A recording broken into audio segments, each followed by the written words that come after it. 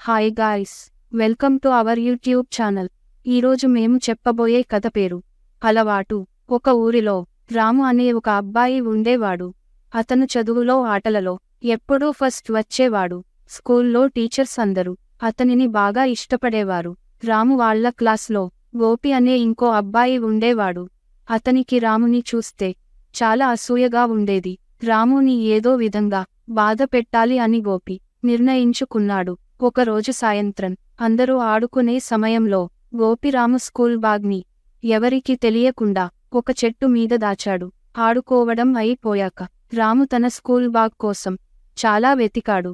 అయినా బ్యాగ్ కనపడలేదు. చాలా బాధగా ఇంటికి వెళ్ళాడు. ఇంకొక 2 రోజులలో ఎగ్జామ్స్.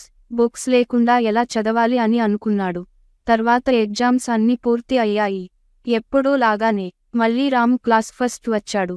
గోపికి చాలా ఆశ్చర్యంగా అనిపించింది.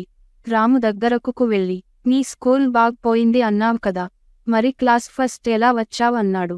అందుకు రాము, అవును, బుక్స్ లేవు కానీ నేను రోజు క్లాస్లో చెప్పిన పాఠాలు ఏ రోజువి ఆ రోజే చదువుతాను. అందుకు నాకు పాఠాలు అన్నీ గుర్తున్నాయి అని చెబుతాడు. ఆ మాట విని గోపి తన ప్రవర్తనకు తానే సిగ్గుపడతాడు. రాము స్కూల్ బ్యాగ్ రాముకి తెచ్చి ఇచ్చి రాముకి క్షమాపణ చెబుతాడు. రోజు పాఠాలు సరిగ్గా విని ఏ రోజు పాఠాలులు ఆ రోజు చదువుకునే అలవాటు చేసుకుంటే తాను కూడా క్లాస్ ఫస్ట్ రావచ్చు అని నిర్ణయించుకుంటాడు. ఈ కథ యొక్క నీతి ఏమిటంటే, కష్టపడే వారిని ఎవరు చెడగొట్టలేరు.